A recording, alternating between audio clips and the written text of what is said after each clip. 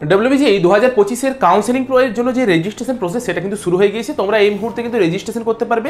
আমি এই ভিডিওতে পুরো স্টেপ বাই স্টেপ প্রসেসটা দেখিয়ে দেবো যে কিভাবে রেজিস্ট্রেশন করতে পারবে, তার সাথে চয়েস ফিলিং কিভাবে করবে তা নিয়ে কিন্তু বিস্তারিত এই ভিডিওটাতে আলোচনা করা হবে। ডিরেক্ট আমরা চলে যাব ডব্লিউবিজিই যে অফিসিয়াল ওয়েবসাইট, সেই অফিসিয়াল ওয়েবসাইটে চলে যাব। দেখো এই অফিসিয়াল ওয়েবসাইটে যাওয়ার পর নিচের দিকে দেখবে এখন নতুন একটা অপশন এসেছে, online registration choice filling for WBJEE counselling 2025। এটাতে ক্লিক করবো। এটাতে ক্লিক করার পর ওকে বলে একটা অপশন আসবে, ওকেটাতে আমরা ক্লিক করবো। একটা নতুন পেজে আমাদেরকে নিয়ে আসবে, যেখানে আমাদেরকে কোথায় যেতে হবে খুব ভালো করে লক্ষ্য করবে। এখানে অনেকে ভুল করে থাকে। উপরে এই জায়গাটাতে টাইপ অফ রেজিস্ট্রেশনটাতে ক্লিক করে পরে এগুলোকে ফিল আপ করে পরে সাইন ইন করার চেষ্টা করে না, এটা করলে হবে না। তোমার জন্য নিচের দিকে নিউ ক্যান্ডিডেট রেজিস্ট্রেশন বলে একটা অপশন আছে।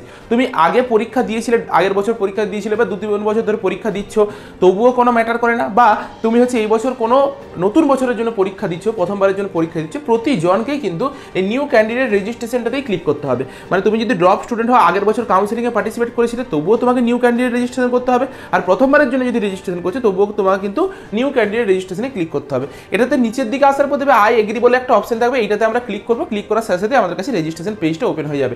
দেখো খুব ভালো করে শুনো, কিছু কিছু নোট দিয়ে দিয়েছি যেগুলো আমাদেরকে খেয়াল রাখতে হবে। যে JEE Main seats have only JEE Main rank if you have JEE Main rank. যদি শুধুমাত্র তুমি জেই মেন টাইপটা সিলেক্ট করো, যে টাইপ অফ রেজিস্ট্রেশন, এখানে শুধুমাত্র তুমি যদি জেই মেন সিলেক্ট করো, তাহলে শুধুমাত্র তোমার জেই মেনের র্যাঙ্কে ধরে পড়ে বিচার করা হবে।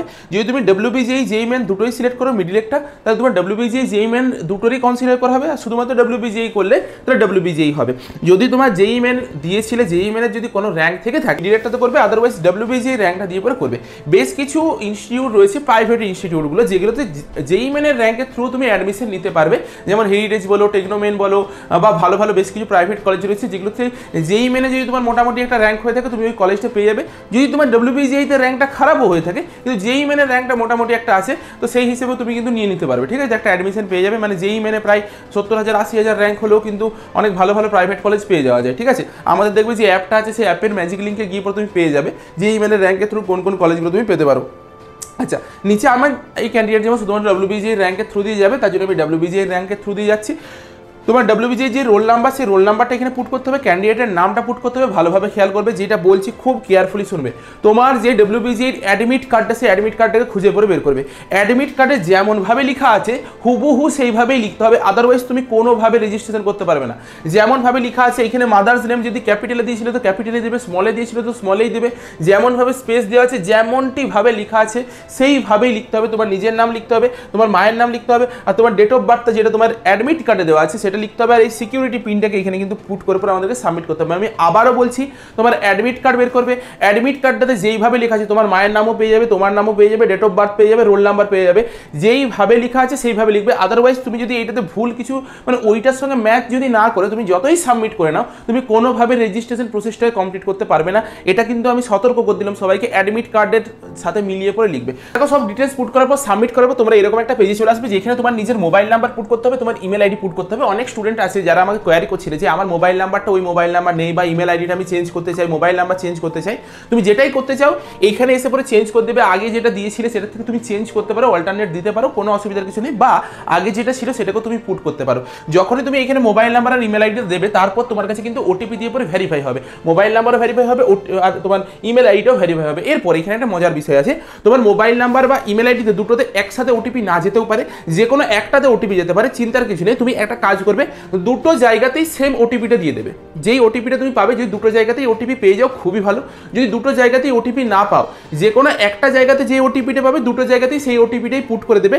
যদি ভেরিফাই হয়ে যায় খুবই ভালো, আর যদি না ভেরিফাই হয় তখন পরবর্তী সময় আমরা ভেরিফাই করতে পারবো, সেটাও আমি একটু পর দেখিয়ে দিচ্ছি। আচ্ছা, এইখানে তোমাকে একটা পাসওয়ার্ড চুজ করতে হবে। সেই পাসওয়ার্ডটা তুমি তোমার নিজের মতন করে এখন ক্রিয়েট করতে পারবে, কিন্তু পাসওয়ার্ডের একটা ফরম্যাট আছে। ফরম্যাটটা কি? সাপোজ আমার নাম হচ্ছে রাজু, RAJU @1295, যা হোক একটা কিছু দেবো। মিনিমাম 8টা ক্যারেক্টার হতে হবে। 1 2 3 4 5 6 7 8 9, আমি যেমন 9টা ক্যারেক্টার দিয়েছি, মিনিমাম 8টা ক্যারেক্টার হতে হবে। একটা ক্যাপিটাল লেটার হতে হবে, স্মল লেটার থাকতে হবে, মিনিমাম একটা ক্যাপিটাল লেটার, মিনিমাম একটা স্মল লেটার, একটা স্পেশাল ক্যারেক্টার হতে হবে, আর নিউমেরিক্যাল থাকতে পারে। তুমি স্পেশাল ক্যারেক্টারের জায়গায় ডলার নিতে পারো, তুমি হ্যাশট্যাগ নিতে পারো, বিভিন্ন ধরনের সাইন তুমি লাগাতে পারবে এই স্পেশাল ক্যারেক্টারের জায়গাতে। কিন্তু এটা হচ্ছে ফরম্যাট। তোমাকে এই পাসওয়ার্ডের জায়গাতেও এটা পুট করতে হবে, আর কনফার্ম পাসওয়ার্ডের জায়গাতেও এটা পুট করতে হবে। যে সিকিউরিটি পিনটা রয়েছে সেই সিকিউরিটি পিনটা এখানে পুট করে পরে সাবমিট এন্ড নেক্সট করতে করতে হবে, ভালোভাবে সবকে চেক করে পরে করবে। আর ইমেল আইডি আর মোবাইল নাম্বার দুটোকেই চেষ্টা করবে, যদি ভেরিফাই হয়ে যায় ভালো, না হলে আমরা পরবর্তী সময় ভেরিফাই করে নেব। তো আমি এই প্রসেসটা কমপ্লিট করি, তারপর তোমাদেরকে নেক্সট প্রসেসটা দেখাচ্ছি। দেখো তোমরা এরকম একটা পেজে চলে আসবে যেখানে তোমাদেরকে মোবাইল নাম্বার অর ইমেল আইডির ওটিপি দিতে বলেছে, যে কোনো একটা দিলেই চলবে। কিন্তু আমি যেটা বলছি তোমরা দুটোরই একসাথে দেবে, তাহলে দুটো জায়গায় ভেরিফাই হয়ে যাবে। তাতে কি সুবিধা হবে, তোমরা যখন কলেজে অ্যাডমিশন নিতে যাবে তখন হচ্ছে তোমাদের এই ভেরিফিকেশনটা কমপ্লিট হয়ে থাকবে, অনেক ইজি প্রসেস হবে অ্যাডমিশন প্রসেসটা, ঠিক আছে। এরপর ভেরিফাই অ্যান্ড ফাইনাল সাবমিট করবো, সাবমিট করার পরে আমাদের কাছে নতুন একটা পেজ চলে আসবে। এরপর আমাদের রেজিস্ট্রেশনটা কমপ্লিট হয়ে গেল। দেখো একটু ভালো করে দেখে নিই যে আমাদের রেজিস্ট্রেশন ফর্মটা আমরা কমপ্লিট করে নিয়েছি। এরপর অ্যাপ্লিকেশন ফর্মটা আমাদের ইনকমপ্লিট আছে, কোয়ালিফিকেশন ডিটেলস ইনকমপ্লিট আছে, কন্ট্যাক্ট ডিটেলস ইনকমপ্লিট আছে, তারপর ফাইনাল সাবমিট করবো। তো আমরা কি করবো, নিচের দিকে গিয়ে পরে ফিল অ্যাপ্লিকেশন ফর্মটাতে ক্লিক করবো। এরপর একটা পেজ আসবে যেখানে হচ্ছে আমাদেরকে আমাদের সবকিছু সিলেক্ট করতে হবে। দেখো খুব ভালো করে শুনো, তোমার নিজের জেন্ডার সব সিলেক্ট করা থাকবে, ডোমিসাইল সিলেক্ট করা থাকবে, এইটাকে তুমি কোনোভাবে চেঞ্জ করতে পারবে না। অনেকের মধ্যে কোয়ারি থাকে যে আমার ওবিসি সার্টিফিকেট নেই, আমার এই নেই সেই নেই, আমি আগে জেনারেল ছিলাম এখন ইডাব্লিউএস হতে পারবো কিনা, আমি আগে ওবিসি ছিলাম আগে এটা হতে পারবো কিনা। এখানে যেটা লেখা থাকবে সেটাই ফাইনাল, এর বাইরে তুমি কিছু করতে পারবে না। এরপর কি হয়, ম্যাক্সিমাম তুমি কি করতে পারো যে তোমার কাছে একটা অপশন থাকে, ফার্স্ট রাউন্ডে তুমি যে কলেজ পাবে, ধরো তুমি সাপোজ ওবিসি ছিলে, ঠিক আছে, তো তুমি ওবিসি, এখানে লেখা রয়েছে ওবিসি, কিন্তু তোমার কাছে এখন ওবিসি মানে সার্টিফিকেটটা নেই, তুমি জেনারেল হিসাবে তুমি বসতে চাইছো। কি হবে, ফার্স্ট রাউন্ডে তুমি যে কলেজটা পাবে সেই কলেজটা পাওয়ার পর সেই কলেজটা তোমার ক্যান্সেল হয়ে যাবে। ক্যান্সেল হওয়ার পর তুমি সেকেন্ড রাউন্ডে অ্যাজ এ জেনারেল পার্টিসিপেট করতে পারবে। মানে সেকেন্ড রাউন্ডে তোমার কাছে অপশন দেবে, তুমি জেনারেল হিসেবে পার্টিসিপেট করতে পারবে। এটা একটা জিনিস হয়ে গেল। দ্বিতীয় জিনিস, তুমি ধরো আগে হচ্ছে তোমার ইডাব্লিউএস ছিল, কিন্তু এখন ইডাব্লিউএস এখানে ফিল আপ করেছিলে, কিন্তু এখন ইডাব্লিউএস সার্টিফিকেট নেই। তোমার ফার্স্ট রাউন্ডে একটা সিট পাবে, সেখানে কলেজে গিয়ে পরে ভেরিফিকেশন করে আসতে হবে, ভেরিফিকেশনটাতে গিয়ে পরে ভেরিফিকেশন ফেলড হবে, তোমাকে ইডাব্লিউএস থেকে জেনারেলে কনভার্ট করে দেবে। সেকেন্ড রাউন্ডে আবার নতুন মেরিট লিস্টে তোমার নাম বেরোবে, সেখানে অ্যাজ এ জেনারেল তুমি একটা সিট পাবে, ঠিক আছে।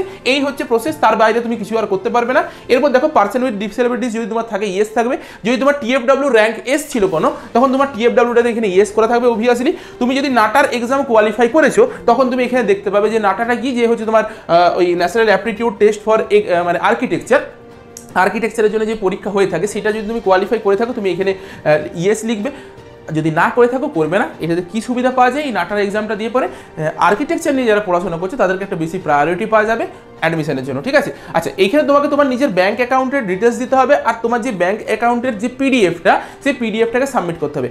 এই যে পুরো রেজিস্ট্রেশন প্রসেস, পুরো কাউন্সিলিং প্রসেসের জন্য একটাই ডকুমেন্টস লেগে থাকে, সেটা হচ্ছে এই ব্যাংকের পাসবইয়ের একটা ফটো, ঠিক আছে, বা একটা ক্যান্সেল চেক লেগে থাকে। পাসবইয়ের যে ফ্রন্টের পেজটা হয়ে থাকে সেই পাসবইয়ের ফ্রন্টের পেজটা লাগে, আর তার বেশি আর কিছু লাগে না। বাকি সব কিছু অলরেডি আপলোড আছে, তোমাদেরকে কিছু করতে হবে না। এই যে এইটা নিয়ে অনেকে যে সন্দেহের মধ্যে রয়েছে যে আমাদের কী কী ডকুমেন্টস রেডি করতে হবে, ঠিক আছে। তো দেখো কাউন্সিলিংয়ের প্রসেসটা যতদিন চলছে, এই যে রেজিস্ট্রেশন প্রসেস, চয়েস ফিলিং, এতদিন পর্যন্ত তোমার কোনো প্রকার কোনো ডকুমেন্টস লাগবে না। ওবিসি সার্টিফিকেট লাগবে না, ইডাব্লিউএস সার্টিফিকেট লাগবে না, ডোমিসাইল সার্টিফিকেট লাগবে না, কোনো ডকুমেন্টস লাগবে না। একটাই ডকুমেন্টস আপলোড করতে হয়, সেটা হচ্ছে কি এই ব্যাংকের পাসবইটা। বাকি তোমার যত কিছু ডকুমেন্টস লাগবে সব কিছু লাগবে কখন, যখন তুমি একটা কোনো কলেজে অ্যালটমেন্ট পাবে, সেই অ্যালটমেন্ট লেটার ডাউনলোড করে পরে যখন তুমি কলেজে ভেরিফিকেশন করতে যাবে, ডকুমেন্টস ভেরিফিকেশন যখন তোমার হবে, সেই ডকুমেন্টস ভেরিফিকেশনের সময় তোমার হচ্ছে এটা চেক হয়। তার আগে কোনোভাবে কোনো কিছু চেক হয় না। তার জন্য ধীরে সুস্থে সব কিছু ডকুমেন্টস রেডি করো। তোমরা যারা হচ্ছে তোমার ডোমিসাইল সার্টিফিকেট বের করতে চাইছো, যারা ড্রপ স্টুডেন্ট রয়েছে মানে ড্রপার রয়েছে, তারা প্রোফর্মা A1 বের করবে। A2টা কাদের জন্য, অর্থাৎ যেটা স্কুল থেকে বেরোচ্ছে, সেটা হচ্ছে যারা রানিং ইয়ারের স্টুডেন্ট রয়েছে তাদের জন্য। সাথে তুমি ই ডিস্ট্রিক্ট থেকে যে ডোমিসাইল সার্টিফিকেট হয়ে থাকে সেটাকেও কিন্তু বের করে রাখবে। ওটা পরবর্তী সময় তোমার কাজে লাগবে, যখন কলেজে তুমি ভর্তি হয়ে যাবে সেই সময় কাজে লাগবে। আর কি বের করতে হবে তোমাদেরকে, বিভিন্ন কলেজে অ্যান্টি র্যাগিংয়ের ফর্ম বের করতে হয়, কিন্তু এটা তোমার এখন বের করতে হচ্ছে না। কলেজে অ্যাডমিশন নেবে বা অ্যাডমিশন নিতে গিয়ে পরে সেই দিনে দেখবে বলে দেবে যে তুমি অ্যান্টি র্যাগিংয়ের ফর্মটা ফিল আপ করে পরে আমাদেরকে 7 দিনের মধ্যে দাও। মেডিকেল ফিটনেস সার্টিফিকেট লেগে থাকে, 7 দিনের মধ্যে দেওয়ার সময় থাকে। এগুলো পরবর্তী সময় ভাববে। আপাতত তোমরা রেডি করো ডোমিসাইল সার্টিফিকেট, আর যদি কারোর ক্যাটাগরি সার্টিফিকেট থেকে থাকে সেই ক্যাটাগরি সার্টিফিকেটটা রেডি করো। কারণ প্রতিটা কলেজের কিন্তু মেডিকেল সার্টিফিকেটের ফর্মেট আলাদা হয়ে থাকে, তারা দিয়ে থাকে। দ্বিতীয় জিনিস, যে তুমি অ্যান্টি র্যাগিংয়ের ফর্মেট বের করতে হবে, সেই অ্যান্টি র্যাগিংয়ের ফর্মেটেও কিন্তু অনেক ক্রাইটেরিয়া থেকে থাকে। অনেক কলেজ এফিডেভিটের মারফত বের করতে বলে, অনেক কলেজ হচ্ছে অনলাইনে আমার মুভমেন্ট ওয়েবসাইট থেকে বের করে নিতে বলে। সেগুলো নিয়ে আমি পরবর্তী সময় একবার বলে দেবো যে কীভাবে এফিডেভিট বের করবে বা কীভাবে হচ্ছে তোমার ওই মেডিকেল সার্টিফিকেট বের করবে, সেগুলো পরে বলবো। আপাতত এইটা শুরু করা যাক। তোমাকে তোমার নিজের ব্যাঙ্ক অ্যাকাউন্ট থাকুক বা অন্যের ব্যাঙ্ক অ্যাকাউন্ট দিতে পারো। জাস্ট কি হয়, এই ব্যাঙ্ক অ্যাকাউন্টের কাজটা কি, তুমি যদি কোনোদিনও ধরো কোনো একটা কলেজ পেয়েছো, তুমি মানে তোমার ফার্স্ট রাউন্ডে একটা কলেজ অ্যালট হয়েছে, অ্যালট হওয়ার পর তুমি মানে এই যে ফর্ম ফিল আপের জন্য 500 টাকা যেটা পেমেন্ট করতে হবে আর কি, সেই পেমেন্টটা করে পরে রেজিস্ট্রেশনটা করেছো। মধ্যেখানে তোমার মনে হয়েছে তুমি আর কন্টিনিউ করবে না, বা হচ্ছে তোমার 5000 টাকা দিয়ে পরে পেমেন্ট করার পর যেটা তুমি মনে করছো যে আমি আর কলেজটাতে ভর্তি হব না, কিন্তু পেমেন্টটা করে দিয়েছো, সেই পেমেন্টের রিফান্ডের জন্য এই প্রসেসটা দেওয়া থাকে যে এইখানে এই ব্যাঙ্ক অ্যাকাউন্টে রিফান্ড করবে, বা ওই 5000 টাকাটা রিফান্ড পাওয়ার আরও অন্য প্রসেস আছে, সেই প্রসেস দিয়ে পরেও তুমি যেতে পারো। ঠিক আছে, তো দুটোই আমি পরবর্তী সময় বলে দেবো। আমাদের চ্যানেলে অলরেডি ভিডিও আপলোড করা আছে কীভাবে সেই টাকাটা রিফান্ড পাওয়া যায়, সেটা নিয়ে আমরা পরে আলোচনা করবো। আর যদি তুমি ভর্তি হয়ে যাও 5000 টাকা যেটা তোমাকে দিতে হয় অ্যালটমেন্টের জন্য, সেই 5000 টাকাটা হচ্ছে কলেজের ফিসের সাথে অ্যাডজাস্ট হয়ে যায়। ঠিক আছে, আর যদি না ভর্তি হও তখন ওটাকে রিফান্ড পাওয়া যায়। ঠিক আছে, তার জন্য এই ডিটেলসটা ফিল আপ করতে হয়। তোমার নিজের অ্যাকাউন্ট হোল্ডারের নেম দিতে হবে, অ্যাকাউন্ট নাম্বার দিতে হবে, কনফার্ম করবে অ্যাকাউন্ট নাম্বারটা, আইএফএসসি কোড, ব্যাংকের নাম আর ব্রাঞ্চ নেম। আর এখানে হচ্ছে তোমার যেই ব্যাংক অ্যাকাউন্টের পাসবইয়ের ছবিটা, সেই ছবিটা অ্যাজ এ পিডিএফে তোমাকে আপলোড করতে হবে। 10 কেবি মিনিমাম আর 500 কেবি ম্যাক্সিমামের মধ্যে আপলোড করতে হবে। এই প্রসেসটা আমি কমপ্লিট করি, তারপর নেক্সট প্রসেসে আমরা যাচ্ছি। ঠিক আছে, দেখো এরপর আমরা কোয়ালিফিকেশন ডিটেলসের পেজে চলে এসেছি, যেখানে আমাদেরকে কি করতে হবে, পাসিং স্ট্যাটাসে এখানে তোমাদেরকে দিতে হবে যে তুমি পাস করে গিয়েছো ক্লাস 10, এইটা কিন্তু 10 বা 10 এর ইকুইভ্যালেন্ট কোনো এক্সাম, তুমি কোন ইয়ারে পাস করেছো সেই ইয়ারটা দিবে যে কোন ইয়ারে তুমি এইচএস পাস করেছো। ঠিক আছে, তো তার সাথে তুমি রেজাল্টের মুডে কি লিখবে যে পার্সেন্টেজ, সেটাকে সিলেক্ট করতে হবে। তোমার ম্যাক্সিমাম মার্কস কত, এইখানে অনেকে কনফিউজড হয়ে যায় যে ম্যাক্সিমাম মার্কস আর অবটেন মার্কস কি লিখবো। তুমি 600-র মধ্যেও লিখতে পারো, 500-র মধ্যেও লিখতে পারো, বেটার হয় 500-র মধ্যে লিখবে, কারণ হচ্ছে তোমার এটা মার্কশিটে লেখা রয়েছে 500-র মধ্যেই লিখতে পারো, কোনো ম্যাটার করে না। ঠিক আছে, তো এখানে কি জিনিসটা ম্যাটার করে যে তোমার যদি 70% বা 60%-এর নিচে যদি হয়ে যায় পার্সেন্টেজটা, তখন বেশ কিছু ইনস্টিটিউট রয়েছে যেগুলো কিন্তু তোমাকে চয়েস ফিলিংয়ে দেখাবে না। প্রতিটা ইনস্টিটিউটের একটা এলিজিবিলিটি ক্রাইটেরিয়া রয়েছে, যেমন যাদবপুর ইউনিভার্সিটি 60% বা তোমার কলকাতা ইউনিভার্সিটিতে বিভিন্ন ধরনের পার্সেন্টেজ রয়েছে। প্রতিটা ইউনিভার্সিটি বা প্রতিটা ইনস্টিটিউটের একটা পার্সেন্টেজ ক্রাইটেরিয়া আছে, যে আর একটা ওভারঅল আছে 45%-এর মতন, 50%-এর মতন। তো সেই ক্রাইটেরিয়াটা যদি তুমি নিচে চলে আসো, তখন কিন্তু তোমাকে ওই স্পেসিফিক কিছু কিছু ইনস্টিটিউট কিন্তু চয়েস ফিলিংয়ে দেখাবে না, কারণ তোমার এইচএসের পার্সেন্টেজটা ম্যাটার করছে। তার জন্য এখানে সেইটাই দেবে যেখানটা তোমার এইচএসের পার্সেন্টেজটা ভালো আসছে। অবভিয়াসলি তোমার বেস্ট অফ 5 দিলে এইচএসের পার্সেন্টেজটা ভালো আসবে, সেটাকেই তুমি দেবে। ঠিক আছে, আচ্ছা এরপর হচ্ছে তুমি সাবজেক্ট বা ইয়ারের এখানে এখানে হচ্ছে ম্যাক্সিমাম মার্কস আর অবটেন মার্কস দিলে অটোমেটিকলি হচ্ছে পার্সেন্টেজটা ক্যালকুলেট হয়ে যাবে। তোমাকে এখানে ইংলিশে তোমাকে পাস দিতে হবে। ইংলিশে ম্যাক্সিমাম মার্কস কত, 100 মার্কস, আর অবটেন মার্কস কত করেছে সেটা তুমি লিখবে। এটা কিসের, এটা হচ্ছে ক্লাস 10। নিচে চলে আসতে হবে ক্লাস 12-এ, এখানেও তোমরা পাস হয়ে গিয়েছো। ক্লাস 12 কবে পাস করেছো সেটা তুমি এখান থেকে সিলেক্ট করবে, যেমন এই ক্যান্ডিডেট 2025 সালে রানিং ইয়ারে এইচএস পাস করেছে। তোমাকে বোর্ড সিলেক্ট করতে হবে এখান থেকে, যে west Bengal council of higher secondary education, এই যে west Bengal council of higher secondary education, এইটা আমরা সিলেক্ট করে নিলাম। রেজাল্ট মোড তোমাকে সিলেক্ট করতে হবে পার্সেন্টেজে, এইখানেও সেমভাবে ম্যাক্সিমাম নাম্বার হচ্ছে তোমাকে দিতে হবে, আর অবটেন মার্কস দিতে হবে, যেটাতে তোমার ভালো আসছে সেটা তুমি দেবে। এইচএসটা অ্যাকচুয়ালি ম্যাটার করে, মাধ্যমিকটা অতটা ম্যাটার করে না। নিচে হচ্ছে তোমাকে এই জায়গাটাকে ভালোভাবে দেখো, ইংলিশে তোমাকে পাস করতে হবে, ম্যাক্সিমাম মার্কস 100 মার্কস লিখবে, আর অবটেন মার্কস মানে তুমি কত পেয়েছো 100-র মধ্যে সেটা লিখবে। তারপরে তোমাকে করতে হবে এখানে কি, ফিজিক্স সিলেক্ট করতে হবে। ফিজিক্সে এখানে তোমাকে কি করতে হবে, পাস করতে হবে, আবার 100 লিখবে, আর এখানে কত পেয়েছো ফিজিক্সে সেটা লিখবে। সিমিলার ওয়েতে কেমিস্ট্রি সিলেক্ট করবে এখান থেকে, কেমিস্ট্রি সিলেক্ট করবে, কেমিস্ট্রিতে এখানে পাস করবে, যে 100-র মধ্যে তুমি কত পেয়েছো সেটা লিখবে। আচ্ছা তারপরে আরো ভালোভাবে শুনো, ম্যাথামেটিক্স সিলেক্ট করবে, ম্যাথামেটিক্স সিলেক্ট করার পর এখানে তুমি পাস করবে, পাস দিয়ে পরে এখানে 100-র মধ্যে কত পেয়েছো এটা তুমি লিখবে। তার নিচে যদি তোমার থেকে থাকে বায়োলজি, মানে তোমার এগ্রিকালচার বা বায়োটেকনোলজি, এগুলো যদি থেকে থাকে তাহলে দেবে, যদি না থেকে থাকে তাহলে নট অ্যাপ্লিকেবল করবে। কি বললাম, নট অ্যাপ্লিকেবল করবে। তার নিচেরটাতেও যাবে, নিচেরটাতে তুমি যদি কম্পিউটার অ্যাপ্লিকেশন বা এইসব সাবজেক্টগুলো থেকে থাকে, দেখো কম্পিউটার অ্যাপ্লিকেশন, টেকনিক্যাল ভোকেশনাল বলো বা কম্পিউটার সায়েন্স বলো, এইসব সাবজেক্টগুলো যদি থেকে থাকে তুমি কি করবে, মার্কস দেবে, আদারওয়াইজ তুমি দেবে না। যেমন কম্পিউটার অ্যাপ্লিকেশন রয়েছে এই ক্যান্ডিডেটটা, তাই আমি কম্পিউটার অ্যাপ্লিকেশন দেবো, আর এখানে এটা কি করবো, পাস করে দেবো।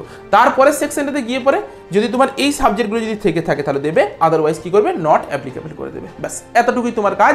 বাকি এইখানে তোমাকে সবগুলোতে কি বস করে দেবে, ম্যাক্সিমাম মার্কসে 100 বস করতে হবে, আর অবটেন মার্কসে কত পেয়েছো সেটা তোমাকে পুট করতে হবে, নিচের দিকে সেভ নেক্সট করতে হবে, তাহলেই হয়ে যাবে। আমি এই ক্যান্ডিডেটের কোয়ালিফিকেশন ডিটেলসটাকে ফিল আপ করিনি। কোয়ালিফিকেশন ডিটেলস ফিল আপ হয়ে যাওয়ার পর আমরা কোথায় যাব, কন্ট্যাক্ট ডিটেলসে যাব। তার আগে একটু বলে দিই যে ভেরিফাই মোবাইল নাম্বার বলে যে সেকশনটা রয়েছে, সেই মোবাইল নাম্বারটা দেখো আমাদের ভেরিফাই হয়েছিল, কিন্তু ইমেলটা আমাদের ভেরিফাই হয়নি, কারণ ইমেল আইডিটাতে ওটিপিটা আমরা ঠিকভাবে পাইনি।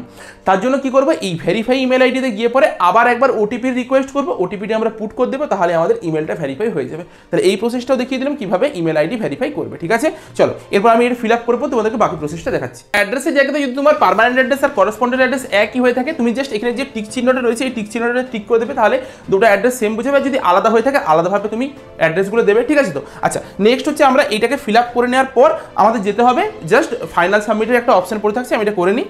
দেখো এটা ফিল আপ করে নেওয়ার পর তোমার যদি কোনো কিছু এখানে পুরো চেক করতে পারবে পুরো ডিটেলসে যেটা তুমি এতক্ষণ ধরে ফিল আপ করেছো। যদি কিছু ভুলভ্রান্তি থাকে তুমি কিন্তু গিয়ে পরে এডিট করতে পারবে প্রিভিয়াসে গিয়ে পরে, এই প্রিভিয়াসে গিয়ে পরে যদি সব কিছু ঠিকঠাক থাকে তোমাকে জাস্ট এই ডিক্লারেশনের এই জায়গাটাতে ক্লিক করে পরে সেভ অ্যান্ড ফাইনাল সাবমিট এই অপশনটাতে ক্লিক করে দিতে হবে, তাহলে তোমার পুরো রেজিস্ট্রেশন প্রসেসটা কমপ্লিট।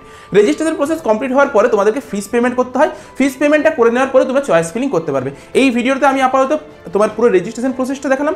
কাল আমি একটা আলাদা ভিডিও দেবো যেখানে পুরো চয়েস ফিলিং কীভাবে করতে হয় আর কীভাবে চয়েসটা সাজাবে তার একটা পিডিএফ দিয়ে দেবো। প্রতিটা ক্যান্ডিডেটদের জন্য আলাদা আলাদা পিডিএফ থাকবে, যে যার র্যাঙ্ক হচ্ছে 5,000-এর মধ্যে সে কেমনভাবে চালাবে, যার 10,000-এর মধ্যে র্যাঙ্ক সে কীভাবে সাজাবে, 20,000-এর মধ্যে র্যাঙ্ক কীভাবে সাজাবে, বা তোমার কীরকম চয়েস রয়েছে প্রায়োরিটি হিসাবে কোন দিকে তোমার ভবিষ্যৎ ভালো তুমি সেই যদি দেখে পরে যদি সাজাতে চাও কীভাবে সাজাবে প্রতিজনের আলাদা আলাদা আমি লিস্ট দিয়ে দেবো। প্রতিটা জিনিসকে কালকে ভিডিওতে আলোচনা করবো।